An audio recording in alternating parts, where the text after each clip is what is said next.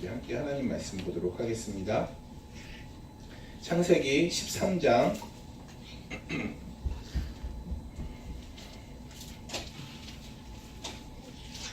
13장 14절부터 18절 말씀입니다. 원래는 오늘 본문이 그 12장 우리가 했고 13장 전체거든요. 13장 전체인데 오늘은 14절로 18절까지만 읽도록 하겠습니다. 13장과 원래는 12장 10절부터거든요. 그런데 우리 함께 교독하면서 읽도록 하겠습니다. 제가 먼저 하고 여러분들이 읽고 우리 교독하도록 하겠습니다.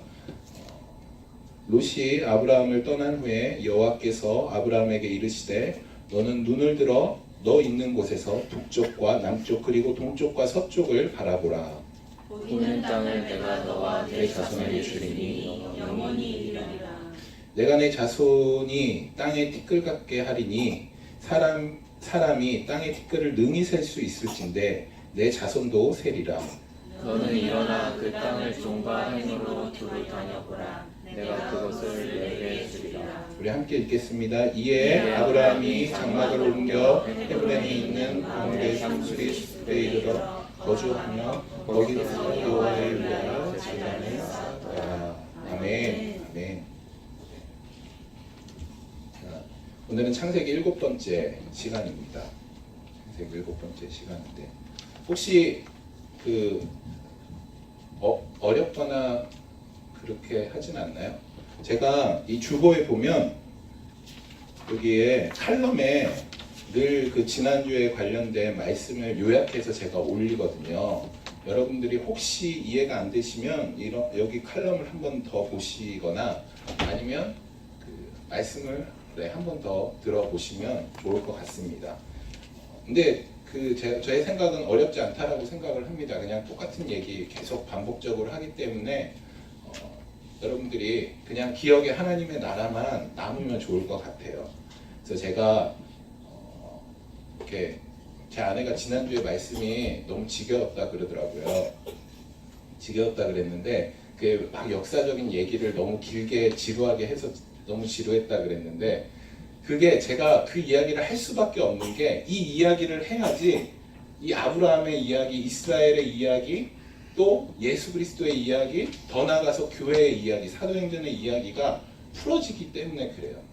그러니까 이거는 그냥 제가 오늘도 묵상한 거를 올렸는데 성경은 그냥 성경 따로 놓고 교회 따로 놓고 해석되어지는 것이 아니라 이 역사의 한가운데 있습니다. 역사의 한가운데 있어요. 이 모든 것들이 하나님께서 합력하여 선을 이루십니다. 그래서 실제로 그 역사 가운데서 하나님이 운행하시고 말씀하시는 것들이 그 성경 안에서 특별히 아브라함과 이스라엘과 예수 그리스도와 교회 안에서 이루어진 것들이 얼마나 역사적으로 그것들이 증거가 되고 이것이 되는지 그것이 너무 중요하기 때문에 제가 그런 이야기들을 합니다. 오늘부터는 거의 역사적인 얘기가 없습니다. 지루하지 않을 것입니다. 하여튼 오늘은 창세기 7번째 시간입니다. 오늘 본문은 사실 12장 10절부터 이어지는 내용이에요. 본문 말씀이 너무 길어서 여러분들이 따로 한번 읽어보시면 좋을 것 같습니다. 10절부터 이제 13장까지 내용을 갖고 오늘 말씀을 나누도록 하겠습니다. 창세기 12장 10절을 보면 이렇게 시작을 합니다. 그 땅에 기근이 들었더라 라고 시작을 합니다. 그러니까 가나안 땅에서 하나님이 아브라함을 부르신 것이 그냥 뭐 동네 어디로 옮겨라 라고 부르신 게 아니에요. 정말 제가 지난주에 말씀드렸던 것처럼 하란이라는 그 경계선에서 아브라함은 목숨을 걸고 자기의 모든 가족을 이끌고 그 하란이라는 경계선에서 나왔습니다. 전적으로 하나님을 의지하고 믿음으로 하란을 떠나게 돼요. 그리고 하나님이 말씀하신 내가 지시할 그 땅, 가나안 땅으로 아브라함이 믿음의 여정을 가게 됩니다. 얼마나 고생이 심했겠어요. 그 메소포타미아 수메르 문명, 그 거대한 굉장히 우리가 선교지만 가도 알 수 있잖아요. 여기 뉴저지에서 너무 좋은 것들을 누리며 살다가 조금만 이 뉴저지보다 미국보다 못 사는 나라인 곳에 가면 얼마나 많이 불편해요. 상상할 수도 없는 거예요. 아브라함은 그 가족, 대가족을 이끌고 그 가나안 땅을 가는 그 여정에서 얼마나 힘이 들었겠습니까? 그리고 얼마나 두려웠겠어요. 그러면 도착했으면, 가나안 땅에 도착을 했으면 하나님이 아이고 수고했다, 이제 풍족한 물도 주고 풍족한 기름진 땅도 줘야 되는데, 가나안 땅에 그렇게 목숨을 걸고 도착한 그 가나안 땅이 지금 기근이 들어 있습니다. 도착을 하니까 그 가나안 땅은 기근이 들어 있어요. 아, 하나님 너무 심하다, 이런 생각이 듭니다. 그러니까 처음 시작하는데 좀 힘들지 않게 아브라함을 조금 힘을 줘야 되는데, 도착하자마자 기운 빠지게 기근이 든 땅으로 아브라함이 도착을 하게 됩니다. 그러니까 아브라함은 복의 근원이고 하나님의 인도하심을 받은 사람인데, 그가 도착한 땅이 기근이다라는 것은 이 기근이 말하는 것에 대한 의미가 따로 있다라는 것입니다. 저는 오늘 여러분과 함께 복에 대해서 나눌 거예요. 요즘에 너무 많은 이 복에 대한 왜곡된 의미들이 너무 많이 있다라고 생각을 합니다.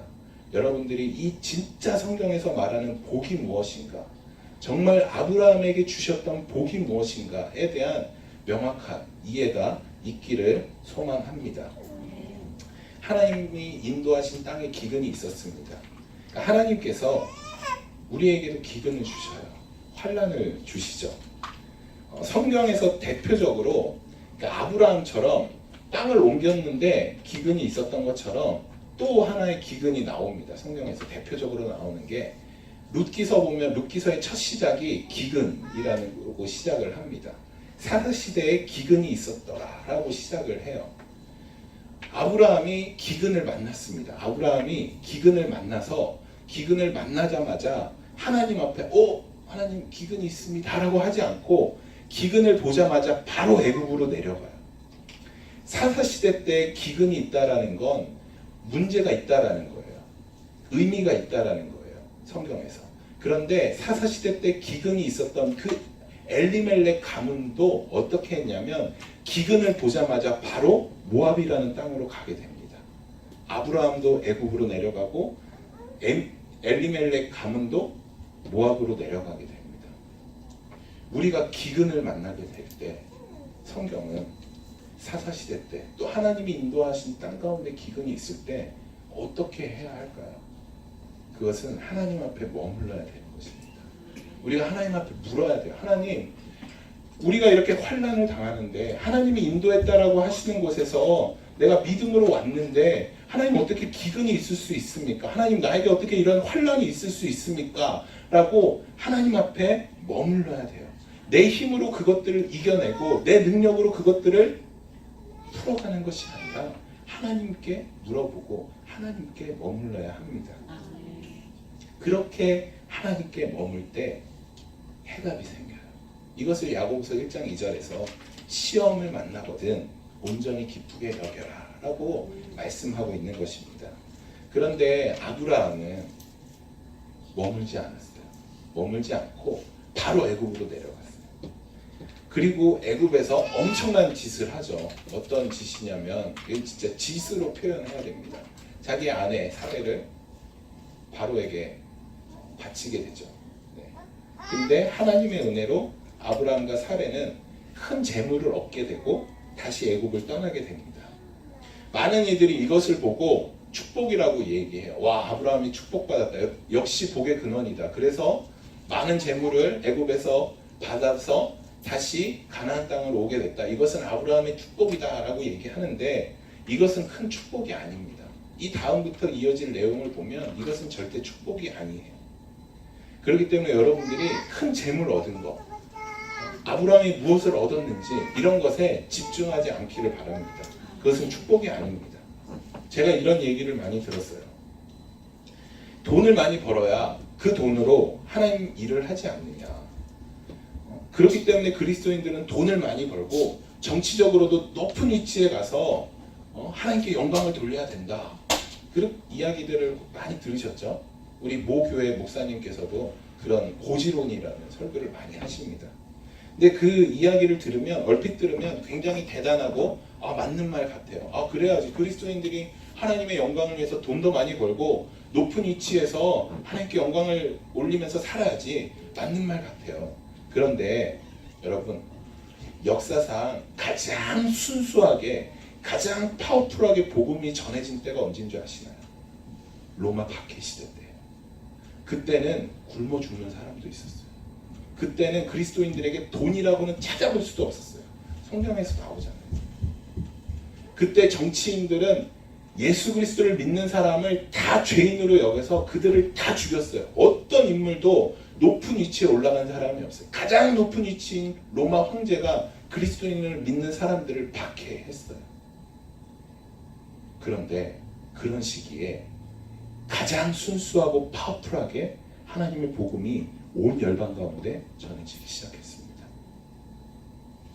그런데 기독교가 역사상 가장 큰 권력과 가장 많은 돈을 소유했던 때가 언제인지 아시나요? 중세시대예요. 중세시대. 우리는 그때를 보고 가장 타락한 시기다라고 이야기하고 있어요. 여러분 돈 때문에 하나님의 일을 멈춘 적이 있나요? 하나님의 어떤 정치나 권력을 갖지 못해서 하나님의 일이 막힌 적이 있나요? 아니요. 그런 일 한 번도 일어나지 않았어요. 우리가 돈으로 무슨 높은 위치에 올라가서 하나님께 영광을 올린다? 아니요. 그거는 내가 영광 받는 거예요. 내가. 그런 말은 하지 마세요. 그래서 돈 많이 벌어서 하나님께 영광 올린다. 내가 높은 위치에 올라가서 하나님께 영광 올린다. 아니, 그거는 맞는 말이 아닙니다. 축복은 죽을 수밖에 없는 우리가 구원을 받은 것이 축복이에요. 그리고 복은 하나님과 동행하는 삶이 바로 복된 삶이에요. 여러분들이 정말 이것들을 기억하면 좋을 것 같아요. 큰 재물, 큰 권력 그런 것에 초점 두지 말고 아브라함이 이제 이러한 삶을 시작하는데 앞으로 13장과 14장과 이것이 또 15장, 17장까지 어떻게 연결되는지 여러분들이 한번 보시기를 소망합니다. 그러니까 아브라함은 첫 번째 시험을 기근이라는 시험을 받게 돼요. 그런데 이 기근은 아브라함이 하나님이 인도하신 땅으로 가자마자 기근이 오게 됐어요. 하나님 앞에 묻지도 따지지도 않고 바로 애굽으로 내려가게 됐습니다. 아브라함이 왜 애굽으로 내려갔을까요?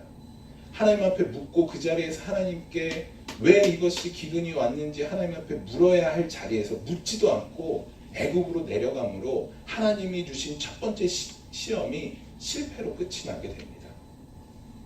그리고 나서 하나님이 두 번째 주신 시험이 바로 오늘 본문에 나와 있습니다.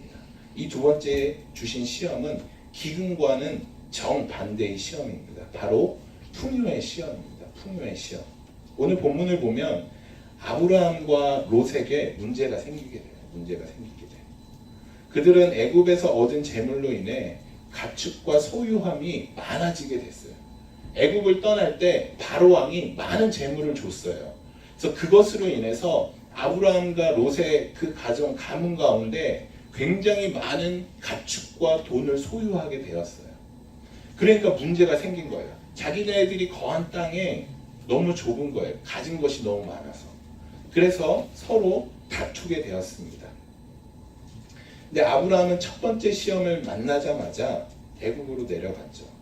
그러니까 아브라함이 애굽으로 내려간 이유는 하나님께서 약속하신 땅인 가나안 땅보다 애굽 땅이 더 좋아 보였기 때문에 애굽으로 내려간 것이에요.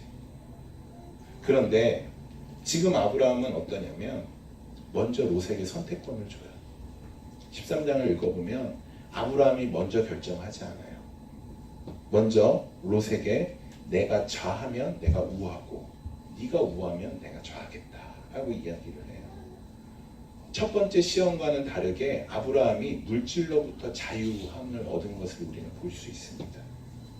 그러니까 첫 번째 시험, 물질로부터 자유하지 못할 때는 자기의 목숨과 자기가 갖고 있는 것을 빼앗기지 않기 위해서 아내까지 팔았어요. 그런데 두 번째 시험에서는 자기 것을 다 빼앗길 수 있는 위험, 자기가 더 좋은 것을 선택하지 못하는 그 위험 가운데서도 아브라함은 먼저 롯에게 선택권을 주게 되는 것입니다. 그래서 롯이 가장 알짜배기 땅들을 다 가져가게 되게 되어지죠. 하나님은 아브라함은 첫 번째 하나님이 주신 시험을 실패했지만 두 번째 시험은 성공을 하게 됩니다. 근데 여기 이유가 있어요. 왜 아브라함이 롯에게 그 땅을 먼저 선택하게 했을까요? 이것은 단순히 아브라함이 어떤 이익을 찾기 위해서가 아니에요.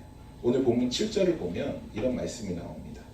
그러므로 아브라함의 가축의 목자와 롯의 가축의 목자가 서로 다투고 또 가나안 사람과 브리스 사람도 그 땅에 거하였는지라. 신명기 7장 1절을 보면은 가나안 사람 또 브리스 사람이 등장을 해요. 이들은 아세라 목상, 아세라 신을 숭배하는 우상을 섬기는 자들이었어요. 그래서 창세기, 출애굽기, 레위기, 민수기, 신명기 이것을 지은 저자가 모세죠. 그러니까 모세는 이것을 쓴 이유, 가나안 사람과 브리스 사람도 그 땅에 거하였다라는 것을 의도적으로 적고 있어요. 이것이 무슨 말이냐면 지금 우상을 섬기는 자들이 하나님 나라로 사는 아브라함과 롯의 모든 것을 지켜보고 있는 것이에요. 우상을 섬기는 사람이 너네들 아브라함 하나님을 믿는 너희들 어떻게 사는지 그들을 하나님 나라로 사는 아브라함과 롯을 지켜보고 있는 것입니다. 그때 아브라함이 이런 결정을 해요. 나는 세상과 다른 결정을 하겠다. 나는 세상과 다른 구별된 결정을 하겠다라고 아브라함이 결단을 해요. 그리고 세상 법을 거절하게 됩니다. 그리고 우상을 섬기는 자들 가나안 사람과 브리스 사람들에게 하나님 나라로서 결정이 저들과 너희들과 어떻게 다른지 내가 보여주겠다라는 것을 그들에게 아브라함이 보여주고 있는 것이에요. 이것이 하나님 나라로 사는 그리스도인들의 모습입니다. 제가 지난번에도 한번 얘기했습니다. 그리스도인이라는 단어는 우리끼리 그리스도인들끼리 그리스도인이라고 불려진 게 아니에요. 이 그리스도인은 세상 사람들이 예수님을 닮은 사람들이라고 표현하면서 불러준 말이에요. 그러니까 세상 사람들이 보니까 저 사람들은 예수님을 닮아갔네. 내가 예수님은 잘 모르지만 그래도 예수님처럼 생각하고 예수님처럼 행동하는 사람들이 저기 모여있네. 너희들은 예수님처럼 생각하고 예수님처럼 행동하기 때문에 그리스도인, 예수님을 닮은 사람들이라고 세상 사람들이 안디옥 교인들에게, 안디옥에 있는 그 예수님을 믿는 사람들에게 그렇게 불렀어요. 우리끼리 부른 게 아니라. 여러분들은 그리스도인이라는 칭호를 받고 있나요? 세상 사람들로부터. 세상과 얼마나 구별되게 여러분들이 살아가고 있습니까? 세상이 정해놓은 법대로 살아가고 있습니까? 아니면 하나님께서 말씀하신 법대로 살아가고 있나요? 이 아브라함과 롯이 결정했던 것처럼, 이 아브라함이 결정했던 것처럼 하나님 나라로 사는 내가 세상과 다른 결정을 하겠다라고 그들에게 보이며 먼저 선택권을 준 것처럼, 원래 강한 사람은 모든 걸 차지하게 되어 있어요. 그런데 아브라함이 그 모든 것들을 차지하지 않고 약한 롯에게 먼저 결정권을 줍니다. 이것이 바로 하나님 나라의 법입니다. 여러분, 사촌이 땅을 사면 배가 아프죠. 우리는 배가 아파야 해요. 안 그러면 미련하다라고 그래요. 미련한 놈아. 쟤는 1등 하는데 넌 욕심도 안 나냐. 그리고 우리는 이렇게 기도하길 원합니다. 우리의 자녀들이 뱀의 꼬리가 되지 않고 머리가 되게 해주시옵소서. 신명기 그 기도. 신명기 말씀은 그 말씀이 아니에요. 그런데 우리는 이 축복에 대해서 잘못 오해하고 뭐든지 머리가 되게 하고 사람들 위에 있게 하고 세상을 정복하라고 가르칩니다. 아니요, 예수님이 세상을 정복하라고 가르친 적이 없어요. 예수님은 세상을 섬기라고 말씀하셨어요. 저는 여러분들이 섬기기를 소망합니다. 아니, 머리가 되지 마시고 꼬리가 되어서 섬기셔야 돼요. 그래야지 우리 교회만, 이 교회 안에서만 진짜이면 무엇합니까? 세상 가운데 나가서도 진짜가 돼야지요. 그래야지 우리가 전하는 복음을 그들이 저들이 얘기하는 사랑의 복음이 진짜구나라는 것을 믿죠. 우리 안에서만 진짜로 하고 세상 가운데 나가서는 가짜로 살면 안 되는 것입니다. 저는 여러분들이 정말 세상 가운데 나가서도 진짜 그리스도인으로 살아가기를 소망합니다. 아멘. 그것이 진짜 그리스도인이에요. 그것이 진짜 그리스도인입니다. 롯은 아브라함이 땅의 선택권을 주자마자 롯이 결정을 합니다. 바로 요단을 바라봅니다. 롯이 이 요단을 어떠한 마음으로 바라봤는지 10절에 아주 잘 기록하고 있습니다. 이에 롯이 눈을 들어 요단을 바라본즉 소알까지 온 땅에 넉넉하니 여호와께서 소돔과 고모라를 멸하시기 전이었는고로 여호와의 동산 같고 애굽 땅 같았더라. 아멘. 롯은 그 땅이 되게 좋아 보였나 봐요. 그 땅을 보고 야, 저 땅은 여호와의 동산 같고 애굽 땅 같다라고 이야기를 하고 있습니다. 그러니까 롯은 아브라함과 애굽을 간 적이 있잖아요. 12장 10절부터 같이 애굽을 갔잖아요. 그 애굽의 그 나일강 그 주변으로 풍요로운 그 땅과 먹을 것이 풍요한 그 땅을 바라보면서 야, 여기 진짜 천국이구나, 여기 진짜 에덴 동산 같다라고 생각했던 것 같아요. 그래서 여전히 물질로부터 자유하지 못한 이 롯은 그 소돔과 고모라 땅을 바라보면서 그 땅을 야, 하나님이 약속하신 에덴 동산 같다라고 생각을 해요. 저는 우리의 모습도 이것과 비슷하다라고 생각을 합니다. 우리는 사실은 말은 그렇게 안 하지만 돈이 많고 좋은 대학 들어가고 뭔가 세상적으로 성공하면 와, 축복받았다라고 생각을 하는 경우가 많이 있습니다. 롯처럼 눈에 보이기에 좋은 애굽 땅 같이 그 땅이 에덴 동산 같다라고 생각했던 것처럼 우리 역시 눈에 보이기에 좋은 굉장히 화려한 삶을 살고 굉장히 좋은 삶을 사는 사람들을 바라보면서 야, 저 사람은 하나님께 큰 축복을 받았다라고 우리는 생각을 합니다. 여러분, 눈에 좋은 것, 눈에 보기에 좋은 것을 성경은 선하다라고 이야기하지 않습니다. 하와는 선악과 나무를 보면서 무슨 고백을 했냐면 야, 이 선악과 나무는 먹음직도 하고 보암직도 하고 지혜롭게 할 만큼 탐스럽다라고 고백을 하고 있어요. 그리고 고린도후서 11장 13절에서 사단은 광명의 천사로 가장한다라고 말씀하고 있습니다. 성경은 롯이 눈에 보기에 아름다운 에덴 동산 같다라고 선택한 그 땅을 가리켜 소돔 사람은 악하여 여호와 앞에 큰 죄인이었다라고 이야기하고 있습니다. 롯은 자신이 보기에 좋은 땅을 선택했지만 하나님은 그 땅을 향해서 악하다라고 이야기하고 있어요. 아브라함은 이 롯의 선택으로 인해서 손해를 봤어요. 풍요롭고 살기 좋은, 눈에 보기에 좋은 땅을 아브라함은 선택하지 못하게 됐어요. 그 땅을 롯에게 다 빼앗기게 됐어요. 진짜 멋지게 결정했는데 아브라함이 진짜 믿음의 결정을 했는데 결국 아브라함 손에 들어오는 건 아무것도 없게 되었어요. 저는 이런 두려움이 어떤 두려움인지 좀 알 것 같아요. 하나님을 위해 선택했는데 내가 포기한 것이 너무 커. 되게 마음이 쓰릴 것 같죠. 우리도 이런 두려움이 누구에게나 다 있다라고 생각을 합니다. 그래서 교회는 나오지만 약간 하나님이 부르시고 선택하고 하나님이 은혜 주시면 뭔가 내 거를 다 포기할 것 같아서 신앙생활은 해.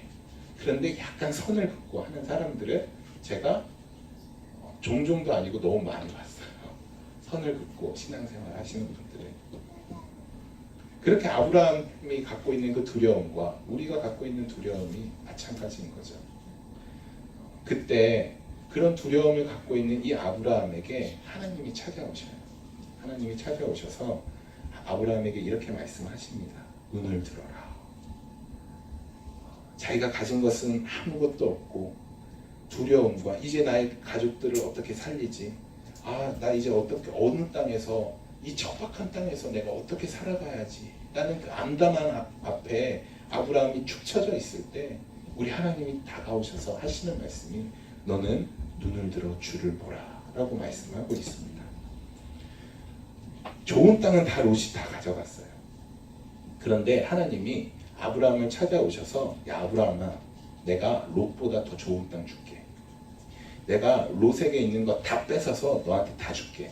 너 나를 위해 선택했으니까 내가 이런 거 다 줄게 라고 우리 하나님이 약속하면 얼마나 신나겠습니까? 우리 그런 기도 해야죠. 그런데 가슴 아프게 우리 하나님이 그런 약속을 안 하셔요. 우리 하나님은 주님 굶어 죽겠습니다 하면 이렇게 막 좀 돈이라도 주시고 우리가 살 수 있는 방 한 칸이라도 좀 주셔야 되는데 맨 어마어마한 것만 약속하십니다. 온 열방을 주겠다 뭐 눈에 보이지 않는 거 어마어마하게 약속하십니다. 우리 하나님 참 답답할 때가 많아요. 그런데 아브라함에게도 지금 이렇게 말씀하시는 거예요. 다 좋은 것 다 가져간 롯을 향해서 하나님 아브라함이 두려움과 걱정으로 축 처져 있는데 너는 눈을 들어 주를 보라 라고 말씀하셔요. 다 뺏어주겠다라는 그 약속하시지 않고 너는 눈을 들어 주를 보라 라고 말씀하셔요. 그런데 여러분 귀한 것이 뭔지 아시나요? 롯은 눈을 들어 그 소돔과 고모라를 어떤 땅으로 봤나요? 에덴 동산 같다라고 했죠. 진짜 에덴 동산이 아니었어요. 가짜였어요. 그런데 우리 하나님이 아브라함에게 약속하시는 그 땅은 진짜 에덴 동산이에요. 여러분, 우리는 사람들은 눈에 보이는 것, 좋은 것 선택을 합니다. 결국은 그것이 가짜예요. 없어질 것이에요. 여러분 거기에 소망을 두지 마시기를 바랍니다. 없어질 것이에요. 진짜 하나님이 약속하시는 것, 진짜 하나님이 우리에게 주시는 것은 그것은 진짜이고 영원한 것이에요. 저는 여러분들이 가짜에 속지 않기를 소망합니다. 그 금은보화, 그 수많은 세상에 보기에 좋은 것들에 현혹되지 않기를 소망합니다. 진짜에 가치 있는 것에 여러분의 삶을 드리시기를 소망합니다. 저는 종종 청년들과 얘기하다 보면 이런 질문들을 해요. 청년들이 목사님 저 사람은 하나님 제대로 믿지 않는데 돈도 많이 벌고 좋은 대학도 가고 좋은 곳 취직도 하고 그런데 저는 맨날 주구장창 교회에 살고 찬양팀도 하고 성경 공부도 하는데 저는 취직도 못하고 돈도 없고 너무 불공평하지 않습니까? 라고 얘기하는 청년들을 너무 많이도 아니고 전부 다 그렇게 얘기를 해요. 전부 다. 네. 근데 제가 그 질문을 받을 때마다 가슴이 아파요. 왜 세상에서는 부귀 영화를 누리는 것을 축복이라고 얘기할까? 왜 세상에서는 돈을 많이 벌고 좋은 것 갖고 있는 것을 보고 축복이라고 얘기할까라는 안타까움이 있습니다. 여러분, 세상의 가치관, 기준으로 하나님의 신령한 복을 왜곡하지 않기를 소망합니다. 제가 위에서 언급한 것처럼 하나님께 헌신을 하면 다 포기해야 될 것 같고 다 뺏길 것 같아서 선을 긋고 하나님 앞에 온전히 헌신하지 못하는 사람들 이야기를 드렸잖아요. 그게 왜 그러냐면 아직도 가치관이 세상에게 있기 때문에 그렇습니다. 여러분, 헌신하면 다 뺏기나요? 뺏기나요? 다 드려야 되나요? 하나님 앞에? 아니에요. 우리는 더 좋은 것을 선택하는 거예요. 그것이 더 좋지 않기 때문에 버리는 것이에요. 여러분이 하나님 나라의 가치관이 있다면 헌신이 아니죠. 더 좋은 것인데 당연히 선택해야죠. 선택 안 하는 게 바보인 거죠. 그런데 여러분 눈에 아직 이게 좋아 보이지 않기 때문에 세상 것에 미련이 있는 것이에요. 정말 영원한 것이 여러분에게 소망이 되기를 소망합니다. 눈에 보기에 좋은 것, 그것은 그냥 좋은 것이에요. 없어질 것이에요. 에덴 동산 같은 가짜가 아니라 진짜 에덴 동산을 하나님께서 여러분에게 주셨습니다. 말씀을 마치겠습니다. 하나님께서 아브라함에게 2번에 걸쳐 시험을 하셨어요. 사실 이 시험은 맨 처음 그 부르실 때부터 하신 시험입니다. 이 시험은 눈에 보기에 좋은 것을 선택하느냐 아니면 보이지 않는 하나님을 선택하느냐에 대한 시험이에요. 여러분, 우리 삶에 기근이 있을 수 있습니다. 기근이 있을 수 있어요. 그런데 그 기근인 삶에도 우리가 하나님과 함께하면 복된 삶이에요. 그런데 그 기근의 삶이 아니라 굉장히 부유하고 많은 재물을 갖고 있더라도 그 삶이 하나님과 함께하지 않을 때는 그것은 저주의 삶이고 죽음의 삶입니다. 하나님과 함께하시기를 소망합니다. 창세기 39장에 보면 이런 말씀이 나옵니다. 여호와께서 요셉과 함께하심으로 그가 형통한 자가 되어 그의 주인 애굽 사람의 집에 있으니. 요셉 다 아시죠? 우리 요셉은 그 12아들 중에 가장 사랑받는 사람이었어요. 그래서 그 가족들, 자기 형제들과는 전혀 다른 채색 옷을 입고 지낸 사람이에요. 가장 맛있는 것을 먹었던 사람이에요. 그런데 하나님은 그렇게 아버지 품 안에서 좋은 것을 먹고 좋은 삶을 누렸던 요셉에게 형통하다라는 말을 쓰지 않습니다. 오히려 지금 어디서 형통하다라는 말을 쓰냐면 노예 생활을 하고 있는 요셉을 향해서 하나님은 형통한 삶이다라고 이야기하고 있습니다. 여러분, 진짜 요셉이 형통한 삶 같아요. 노예의 삶인데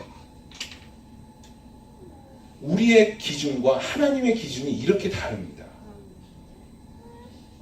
하나님과 함께 있을 때 비록 노예의 삶이라 할지라도 하나님은 그 삶을 형통한 삶이다라고 말씀하셔요.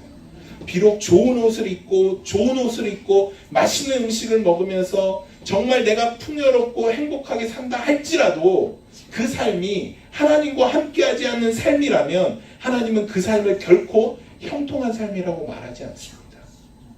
더 심한 말씀이 나와요. 39장 23절에 여호와께서 요셉과 함께 하심으로 그를 범사에 형통하게 하셨느니라. 이거는 어떤 거냐면 노예보다 더 심한 감옥에 있을 때요. 감옥에. 요셉이 누명을 쓰고 감옥에 가 있는데 그런 감옥에 간 노예보다 더 인간 취급도 못 받는 그 요셉을 향해서 하나님은 형통하다라고 말씀하고 있습니다. 여러분, 눈에 보이는 게 진짜 좋은 것이 아닙니다. 롯은 자기 눈에 보이기에 좋았으나 여호와 보시기에 악하다라고 이야기하고 있습니다. 여러분, 눈에 보이기에 좋은 것을 선택하지 않기를 소망합니다. 우리가 진짜 넘어야 할 것은 물질이죠. 왜냐하면 돈이라는 것은 우리의 목숨과 직결되어 있기 때문에 굉장히, 저도 이 설교를 하는데 너무 조심스럽습니다. 왜냐하면 저도 그렇고 여러분들의 삶도 그렇고 우리가 돈과는 벗어난 삶을 살 수 없어요. 물질과는 벗어난, 따로 구분해서 살아갈 수 없어요. 그건 정말 맞는 말입니다. 그런데 여러분, 돈이 이끄는 삶이 되지 않기를 소망합니다. 돈은 우리에게 꼭 필요한 것이지만 여러분 삶 가운데 하나님이 여러분을 이끄는 삶을 사시기를 소망합니다. 그리고 이 물질의 시험에서 여러분들이 아브라함처럼, 오늘은 여기서 끝나는데 다음 주는 더 대단합니다. 다음 주는 제가 다음 주 설교 준비하면서 심장이 떨려서 더 대단합니다. 지금은 잠깐 요거 결정했잖아요. 나중에 이제 14장 가면 대단합니다. 정말 대단해요. 그렇게 아브라함이 바뀌게 돼요. 물질의 시험을 이길 때 주님과 함께하는 경험을 하게 됩니다. 여러분들이 이 시험을 능히 이기기를 소망합니다. 정말 우리가 사모해야 할 것이 무엇인가?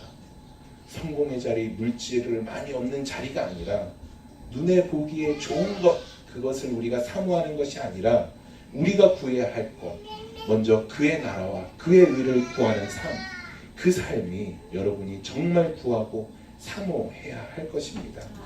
여러분, 오늘 말씀을 통해 여러분들의 기도가 바뀌시기를 소망합니다. 지금까지 나의 삶, 환경에만 집중된 기도였다면 이제는 더 넓어져서, 우리의 지경이 더 넓어져서 하나님의 나라를 구하시기를 소망합니다. 여러분들이 살아가는 이 땅 가운데 하나님의 나라가 이루어지기를 소망합니다.